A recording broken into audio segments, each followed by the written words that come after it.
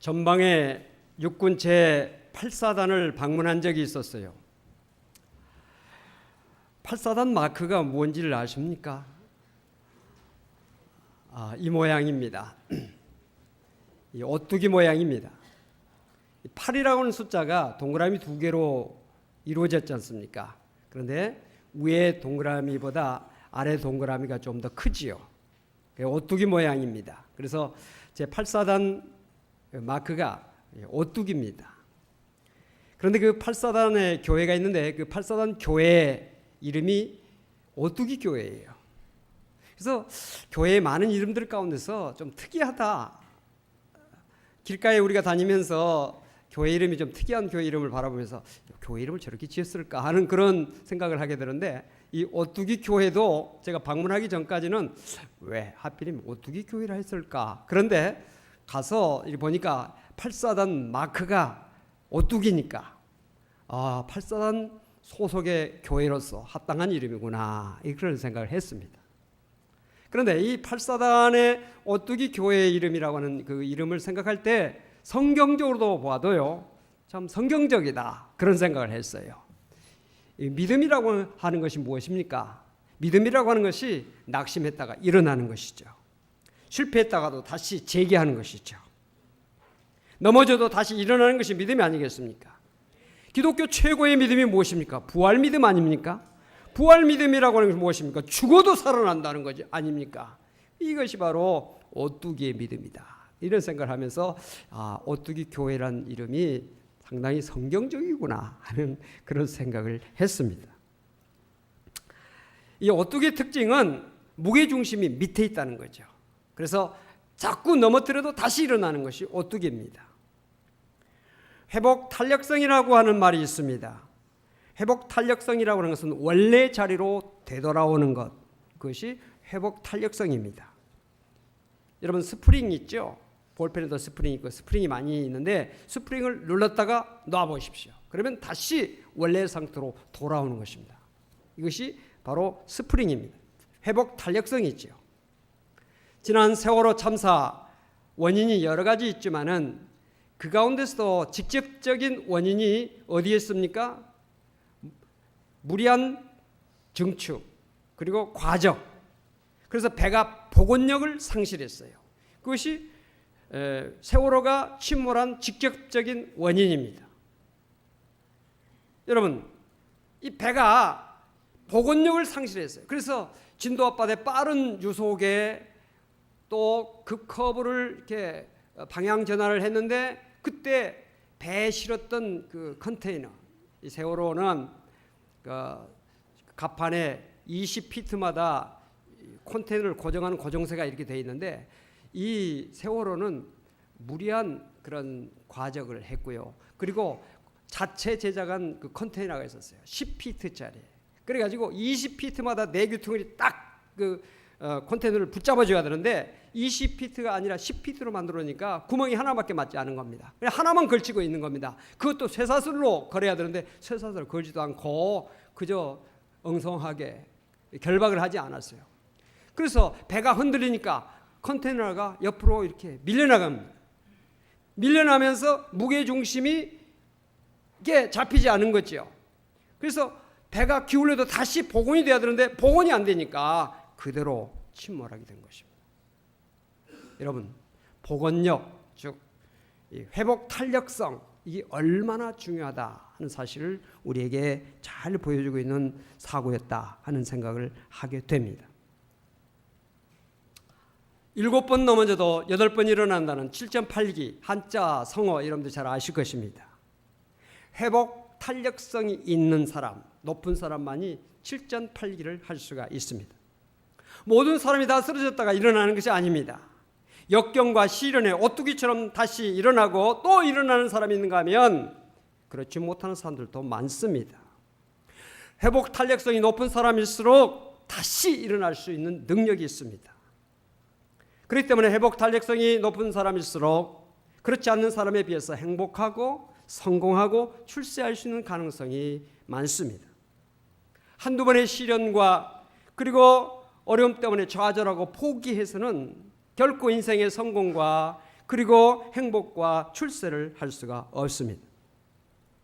성군 또는 대왕이라고 호칭이 붙는 세종, 그리고 이순신 장군, 우리나라 역사에 가장 존경받는 인물입니다.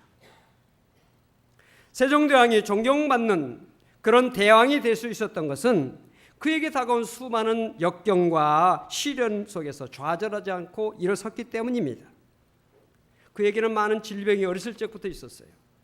그 질병이 끊임없이 그를 절망시켰습니다. 또 한글 창제를 국민들, 백성들을 위해서 만들려고 했는데 충성스러운 신하들이 아주 죽기를 무릅쓰고 반대를 했습니다. 그래서 그 마음에 많은 고통이 있었죠.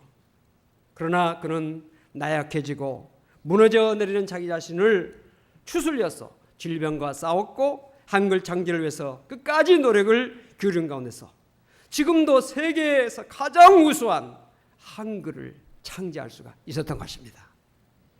뿐만 아닙니다. 세종대왕이 얼마나 많은 업적을 남겼습니까?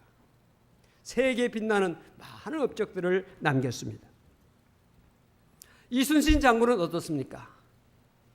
이번에 영화가 명랑대전이라는 영화가 새로 이렇게 나오더라고요. 여러분들 시간 있으신 분들 한번 시청하셔도 좋을 것 같습니다. 이순신 장군, 그는 죽음을 불사하고 왜군과 싸워서 간신히 기선을 제압을 하고 이제 전쟁을 승리로 이끌어가고 있는 그런 시점에 간신들의 모함에 빠져가지고 역적으로 몰립니다. 그래서 투옥이 되고 지휘권을 빼앗기게 됩니다. 그가 겪은 절망과 배신감은 실로 엄청났을 것입니다. 그는 절망과 배신감에 휩싸여서 전쟁터를 떠나버렸더라면 조선은 일본에 패해서 점령당하고 말았을 것입니다. 그러나 이순신 장군은 그런 절망과 배신감 속에서도 자신을 회복시킵니다. 애국심과 신하로서의 본분을 되찾습니다. 절망과 배신감으로부터 자신의 진정한 본분을 회복시키는 탄력성이 그에게 강했기 때문에 그런 것입니다. 이순신 장군을 잃은 아군은 패배를 거듭하여서 모든 전선들이 다 격침당하고 불타버리고 남은 배가 겨우 12척이었습니다. 적은 전선은 보급선을 포함해서 500여 척이었습니다. 그들이 해남 어란진에 진을 치고 있었고 133척을 발진시켜서 우수영을 점령하도록 그 배가 진격해 왔습니다. 이 위기 상황 속에서 조선 선조대왕은 이순신 장군에게 다시 전쟁에 나가도록 그에게 요청을 했습니다. 그때 이순신 장군이 뭐라고 그럽니까? 신에게는 아직 12척의 배가 남아 있습니다. 죽기를 각오하고 싸운다면 막을 수 있습니다. 그런 말을 하고 전쟁에 나가게 됩니다. 그는 울돌목에 그 강한 유속을 이용해서 거기에 쇠사슬을 설치를 하고 왜군들을 그리로 유인을 합니다. 그리고 쇠사슬에 걸리게 만듭니다. 쇠사슬에 걸려서 그 배들이 방향을 못 잡고 그리고 빠른 유속 때문에 배들이 서로 엉켜서 혼란한 틈을 타서 공격을 하죠. 그래가지고 적의 전선 32척을 완전히 격침시키고 90여 척을 반파를 시켜서 도주를 하게 하는데 그들이 돌아가면서 많은 배들이 침몰당해가지고 약 8,000명의 왜군들을 수장시킵니다. 근데 아군 피해는 얼마나 된 줄 아십니까? 겨우 2사람 죽었습니다. 대단하지 않습니까? 이런 명랑대전, 이것은 한산대첩과 노량대첩과 그리고 이 명랑대첩은 이순신 장군의 3대 대첩으로서 세계 해전사에 길이 빛나는 그런 업적, 그런 대성을 거뒀던 것입니다. 그가 이런 위대한 업적을 이룰 수 있었던 그것이 무엇입니까? 바로 회복 탄력성, 그 지수가 높았기 때문이었다. 오늘 우리가 봉독한 창세기 45장에도 회복 탄력성 지수가 매우 높았던 한 인물이 나옵니다. 누구일까요? 요셉입니다. 요셉이라고 하는 사람. 오늘 본문 말씀은 요셉이 형들과 애굽 궁궐에서 만나는 장면을 보여주고 있습니다. 요셉이 17살 때 꿈을 꿨는데 어떤 꿈을 꿨느냐? 해와 달이 자기에게 절을 하고, 그리고 곡식을 뱉는데 곡식의 단들이 자기에게 절을 하는 그런 꿈을 꿨습니다.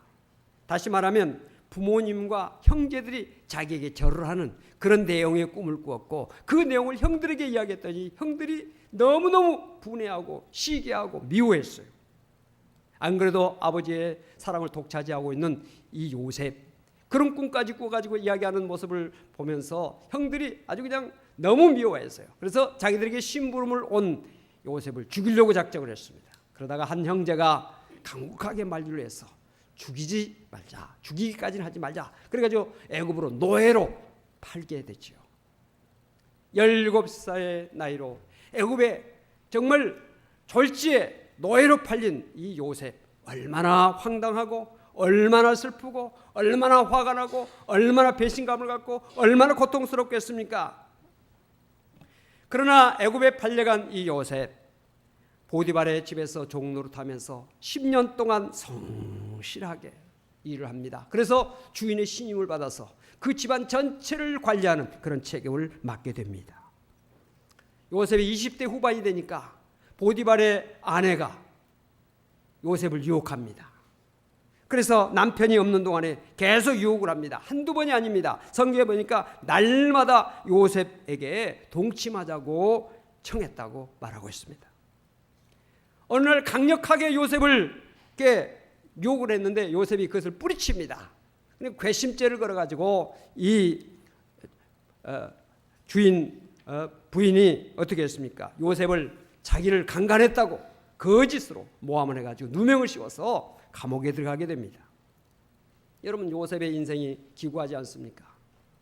정말 아버지의 사랑받던 아들이 졸지에 형들에 의해서 미움을 받아가지고 애굽에 노예로 팔렸죠. 노예로 팔려가지고 그렇게 고생을 했는데 노예 생활을 그렇게 성실하게 하다가 자기는 바르게 살려고 하는 것 때문에 오히려 감옥에 갇혀서 노예지요. 감옥에 갇혔죠. 인생 막장이지요. 얼마나 절망스럽고 얼마나 탄식스러운 일입니까? 그러나 감옥에서도 요셉은 성실하게 일을 합니다. 그래서 간수장의 신임을 받아서 감옥 안의 일들을 다 맡아서 하는 그런 일을 하게 됩니다. 그 감옥은 왕의 죄수들이 갇힌 감옥인데 술 맡은 관원장과 그리고 떡 맡은 관원장이 죄를 지어가지고 그곳에 같이 갇히게 되죠. 그들과 대화하는 가운데 그들이 고민하는 이야기를 듣고 그들이 꿈을 꾸고 고민하는 것을 듣고 그들의 꿈을 해몽해 주죠. 그 꿈의 해몽대로 그대로 술 맡은 관원장은 며칠 후에 풀려났고 떡 맡은 관원장은 목에 잘려서 죽는 그런 꿈을 요셉이 해몽을 해줍니다. 술 맡은 관원장이 풀려나가지고 2년 동안 그냥 지났습니다. 그런데 2년 후에 바로 왕이 꿈을 꿨는데 그 꿈을 도저히 해몽할 사람이 없는 것입니다. 점술가들 부르지요. 현인들을 다 불러다가 꿈을 해몽하겠지만 아무도 해몽하지 못했습니다. 그때 술 맡은 관원장이 문득 생각했습니다.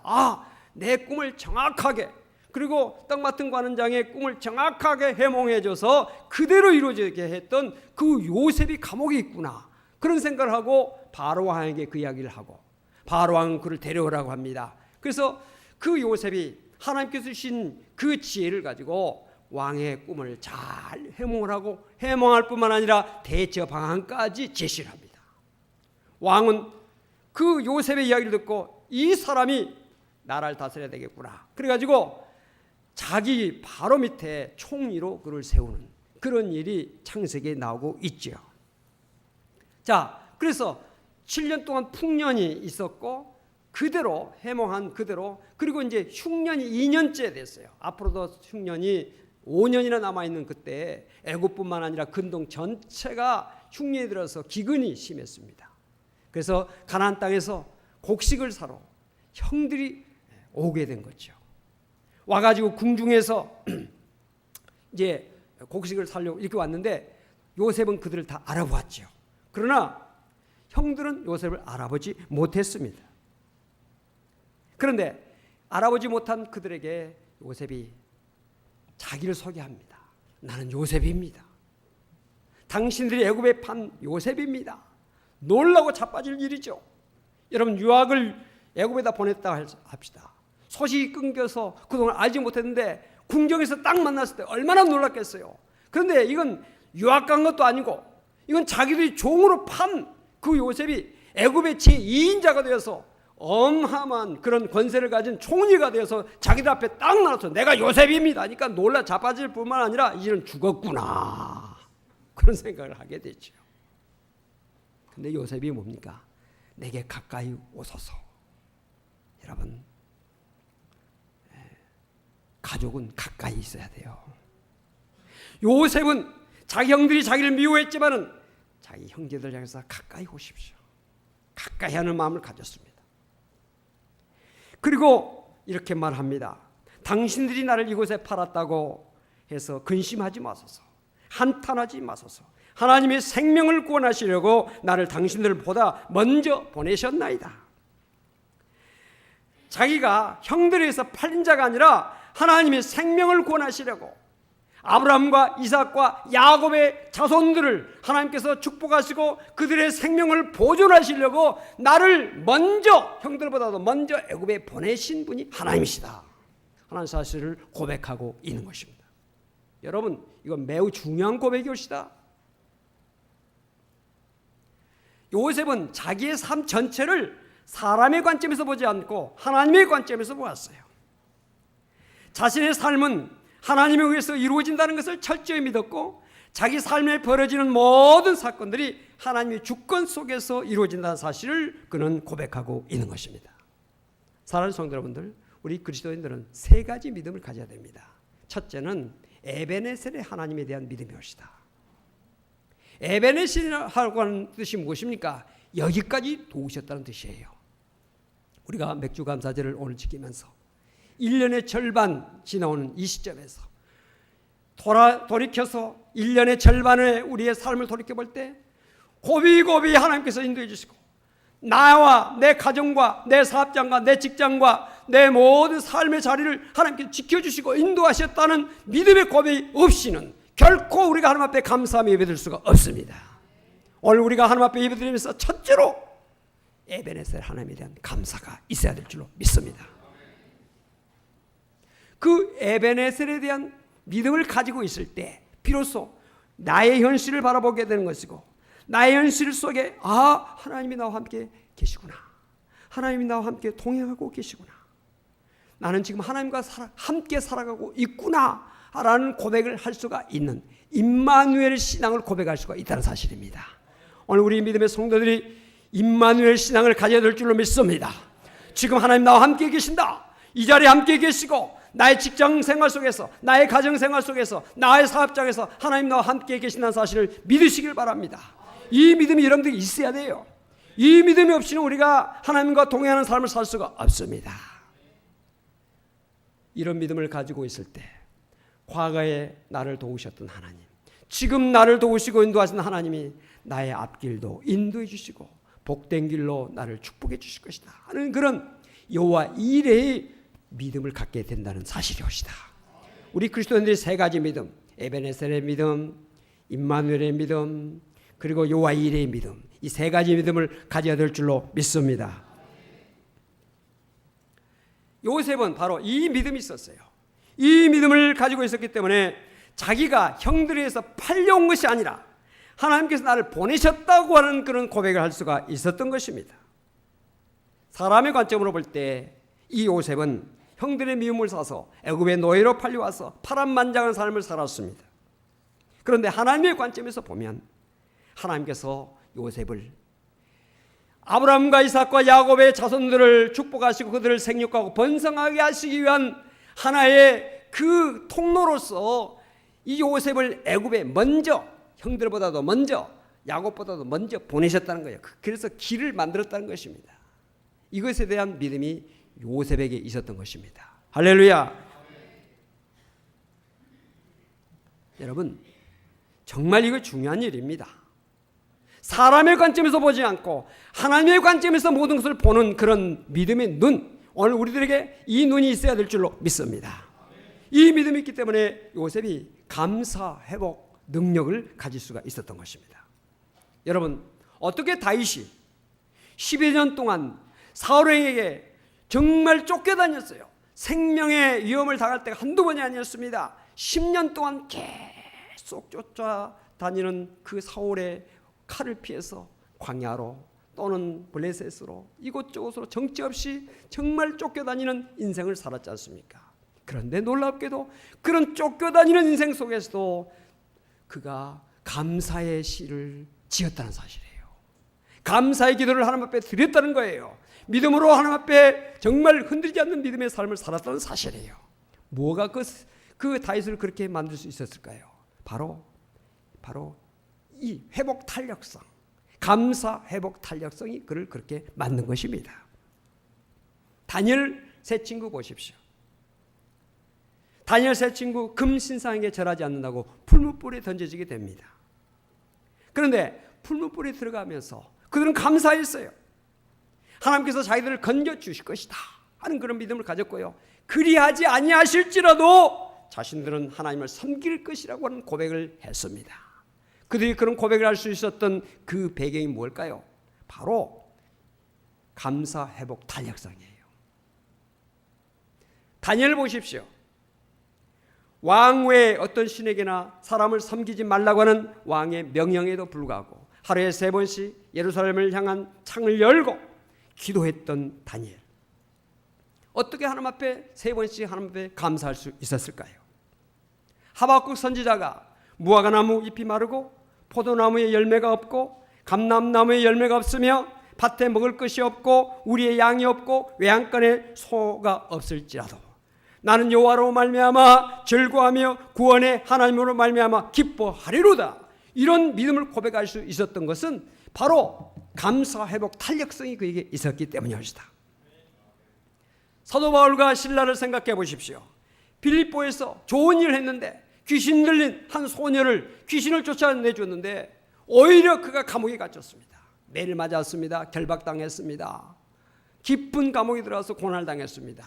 그때 바울은 실라와 함께 더불어서 밤중에 일어나서 하나님을 찬양하며 하나님 앞에 영광을 돌렸습니다. 감사하며 하나님 앞에 영광을 돌리셨던 그 비결이 어디에 있습니까? 감사 회복 탄력성이에요.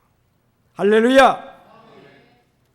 오늘 사랑하는 성도님들, 우리가 가정생활 하지요, 직장생활 하지요, 사업하지요, 날마다 우리의 일상생활을 해나가고 있습니다. 인간의 눈으로 보면 감사할 일보다는 원망하고 불평할 일들이 더 많아요. 얼마든지 불평하고 원망할 일들이 많습니다. 오늘 우리 이 자리에 참석하신 여러분들 가슴에 손을 얹고 생각해봐도 인간적인 눈으로 보면 내가 왜 이렇게 아프지? 내가 왜 이렇게 가난하지? 내 직장의 문제가 왜 이렇지? 내 사업이 왜 이렇지? 내 인간관계가 왜 이렇지? 원망하고 불평할 일들이 많습니다. 그러나 하나님의 눈으로 보면, 하나님 차원에서 보면 생각을 바꿀 수가 있습니다. 우리가 물질 세계의 가치관을 두고 소유에 집착하고 욕심을 부리고 끊임없이 다른 사람과 자신을 비교하면서 살 때는 만족할 수 없어요. 만족할 수 없어요. 그러나 내가 지금 이 자리에 있는 거, 하나님께서 나를 이 세상에 보내신 하나님의 뜻이 있고 내가 이런 일을 겪고 있는 것도 하나님의 뜻과 섭리 가운데 있는 것이다. 나를 통한 하나님의 계획과 섭리가 분명히 있다 하는 사실을 분명히 믿는 사람에게는 모든 것에서 감사할 수가 있습니다. 범사에 감사라고 그랬잖아요. 모든 일이 감사해야 될 줄로 믿습니다. 할렐루야. 여러분, 첫째로 감사해야 될 것이 무엇입니까? 지금 내가 생명을 가지고 이 자리에 있는 것이에요. 하루하루를 정말 생과 사의 그 가름길에서 살고 있는 사람이 얼마나 많습니까? 오늘 넘길 수 있을까? 내일을 내가 맞이할 수 있을까? 하는 그런 생의 기록 가운데 사는 사람들이 많이 있는데, 오늘 우리가 멀쩡하게 건강한 몸을 가지고 이 자리에 나와서 하나님을 찬양하고 예배할 수 있는 이 자리에 앉아서 생명을 누리고 있다는 이 자체만 해도 하나님 앞에 넘치는 감사와 찬송과 영광을 돌려야 될 줄로 믿습니다. 또한 우리 그리스도인들은요, 부활의 믿음이 있기 때문에 죽어도 감사할 수 있어요. 죽어도 감사할 수 있어요. 세상 사람들은 죽으면 끝이라고 생각합니다. 세상 사람들은 죽음이 절망이라고 생각합니다. 그러나 우리 믿음의 사람들은 죽음은 또 하나의 문을 여는 것입니다. 천국 문을 여는 일이요, 하나님께서 예비하신 복된 자리에 들어가는 그 통로라는 사실을 우리가 알고 있기 때문에 우리 그리스도인들은 살아도 죽어도 감사할 수가 있는 것이옵시다. 할렐루야. 여러분, 우리가 세상에 태어날 때 빈 몸으로 알몸으로 태어났어요. 여기 팬티 하나라도 입고 나온 사람 손 들어보세요. 없습니다. 알몸으로 태어났어요. 맨주먹으로 태어났어요. 그러나 우리가 입고 있는 거, 걸치고 있는 거, 우리가 가지고 있는 거, 누리고 있는 거, 우리가 그동안 경험한 거 다 하나님께서 주신 은혜인 줄 믿으시길 바랍니다. 감사하지 않을 수가 있습니까? 내 곁에 가족 주셨죠. 친구 주셨죠. 이웃을 주셨죠. 우리 성일교회 교회를 주셨죠. 믿음을 주셨죠. 하나님의 말씀을 주셨죠. 천국에 대한 소망을 주셨죠. 얼마나 감사합니까? 또한 하늘의 상급을 받을 수 있는 직분과 사명, 내가 무엇이 간데 하나님께서 귀한 직분과 사명 주셔서 하늘의 상급을 바라보면서 그 사명을 감당하게 해주신 거 얼마나 감사합니까? 여러분, 직분 때문에 절대로 그 때문에 실망하거나 불평하지 마세요. 감사하세요. 상 받을 일이잖아요. 상 받을 일. 여러분, 감사는 행복을 깨트리는 불행한 것들, 불행한 일들을 행복으로 바꾸는 힘이 있어요. 감사는 사람들과 관계 속에서 관계를 부드럽게 만듭니다. 여러분, 감사하는 그런 마음을 가지고 주변 사람들과 이야기해 보세요. 관계가 부드러워집니다. 엘리베이터에서도요, 조금 먼저 나가세요. 나가면 고맙습니다. 감사합니다. 이게요, 아무것도 아닌 것 같아도요, 우리의 삶을 부드럽게 만듭니다. 인간관계를 부드럽게 만들어요. 아파트에서 일하시는 분들, 관리하시는 분들도 수고하십니다. 말 한마디라도 해주면요, 얼마나 좋은지. 우리 교회 성도들이 막 파킹을 해도요, 목사님 걱정하지 마세요. 하세요. 이거 얼마나 좋습니까? 서로 좋은 거 아니에요?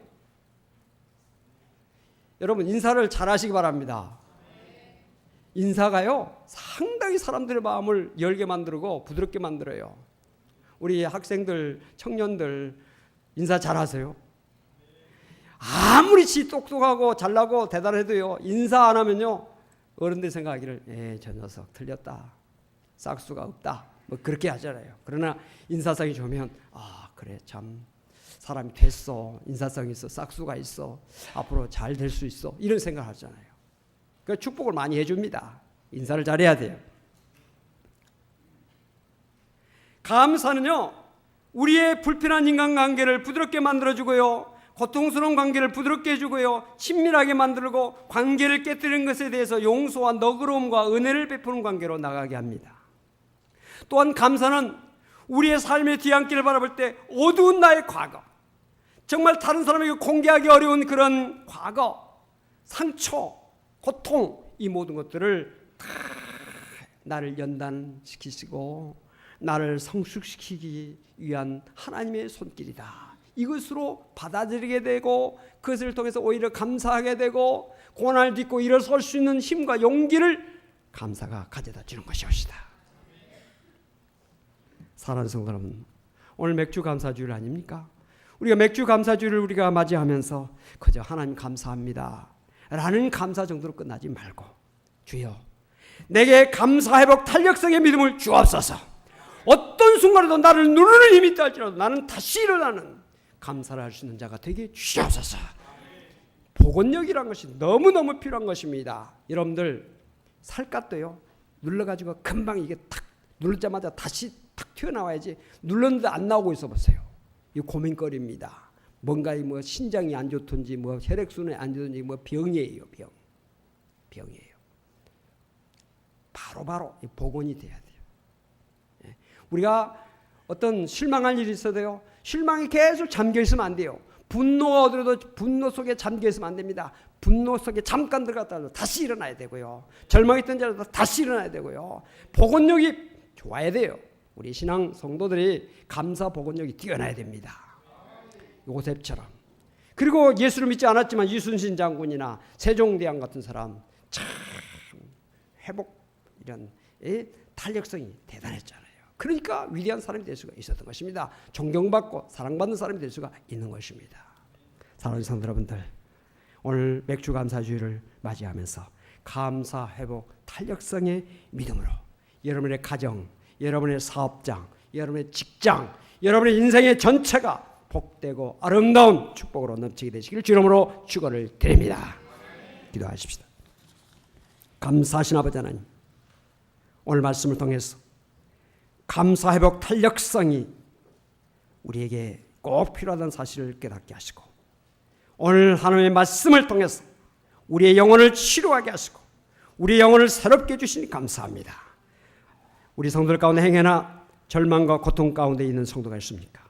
감사, 회복, 탄력성을 가지고 일어서게 해주시고 극복하게 하시고 승리하게 하여 주옵소서.